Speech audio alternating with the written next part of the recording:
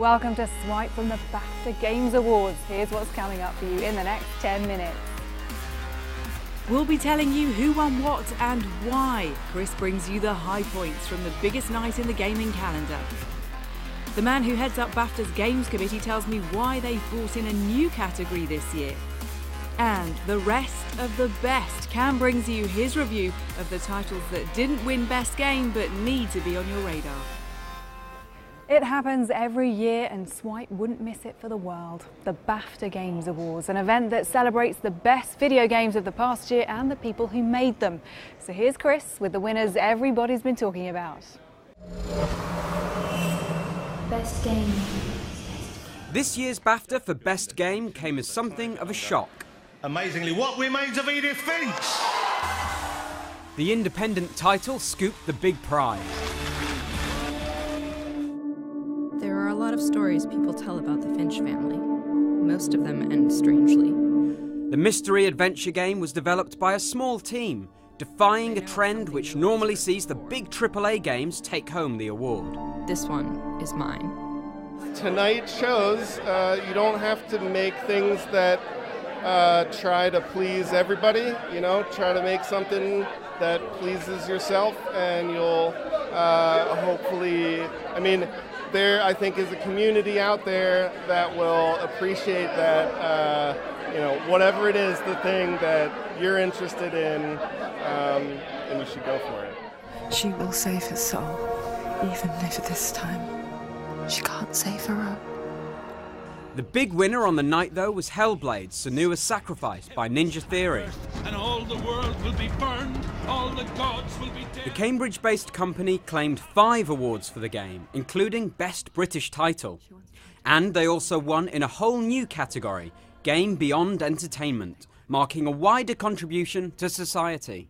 The game sort of went away from being a game. In fact, the word game is doesn't really work for Hellblade. It's more like an experience.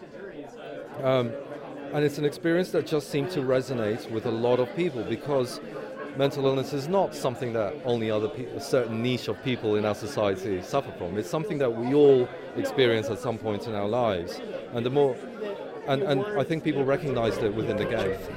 And we think of a shadow. And the actress behind the game's protagonist also won Best Performance. What's happening? Her story is an unconventional route to fame.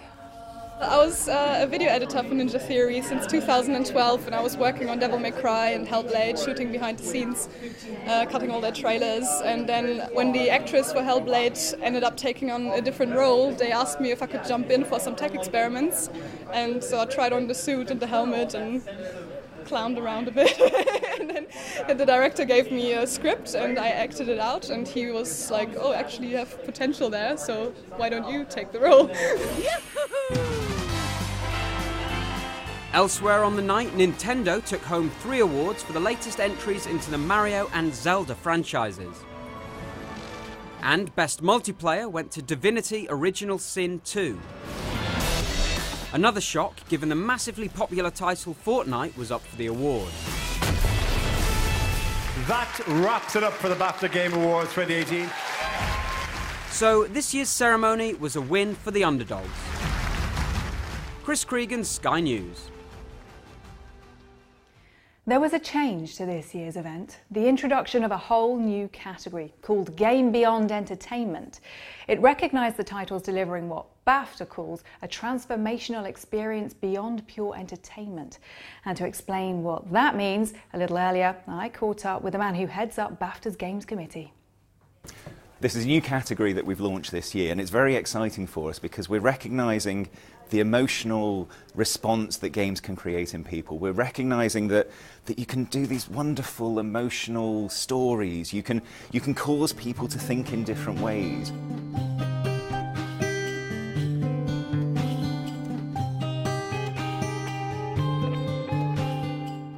We have a game this year in the category called Bury Me My Love. It's about a Syrian couple. They are separated. One of them manages to escape to another country.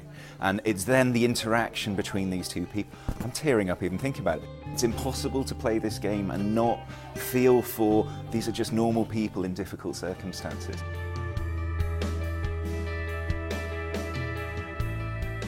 Last Day of June is, it's almost like a redemption story for the person that made it. They have a tragedy that they dealt with, and they're looking at, could different things have happened? Could the things that they do, could that have changed the outcome? I'm sure it was cathartic for them as a maker, but they've created such an emotional response with it. But it's not all about emotional responses. Sometimes it's about doing good things, doing important things. We have Sequest, which is collating a bunch of data which is going to support Alzheimer's research. Is there something about video games that make them a better medium for being impactful compared to watching a movie, for example? Movies are fantastic. You know, I'm part of Bafta and we love films. But because you're playing a game, because you're in that game, it means that the outcomes of what you're seeing come from what you did. And it means you have to have those moral quandaries. You're not sitting there as a passenger, you are creating the story. And in creating the story, you're creating the outcome. So why now? Why this year bring in that new category? So it's been a trend. We've seen more and more games which deal with things that matter. We've seen that trend, and it feels now is the right time to start to recognise that trend. There's enough. One of the things we have to do at Bafta, we have to know that there's going to be enough games of enough quality in any category. We felt really confident that this year there were going to be enough games of enough quality that we wanted to recognise them.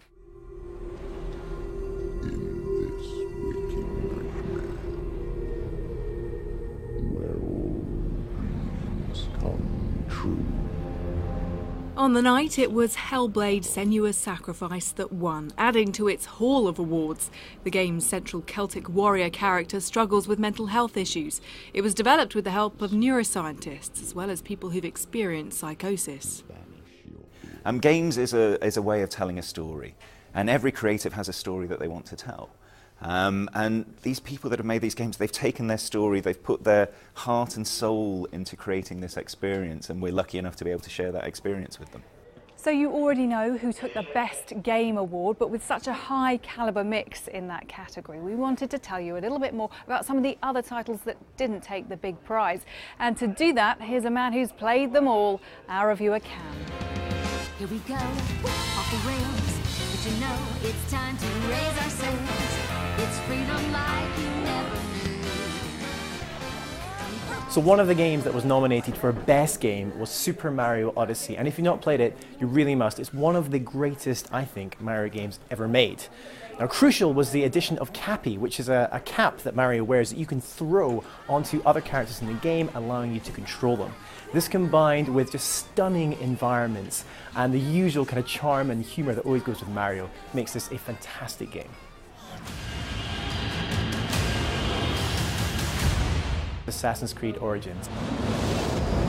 In my mind, it is the greatest Assassin's Creed game ever made, even better than Brotherhood, oh yes.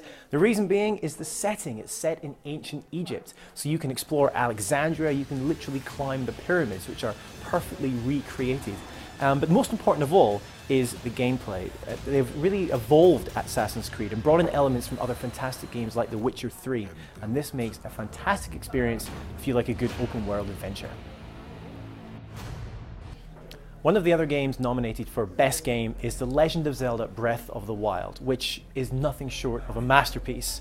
Whether it's the huge, varied environments or the really quite challenging combat, this game is exceptional. The best thing, though, is when you just head off into the wilderness and explore, because you never know what adventures you're going to find. It really is a great game. You must check it out.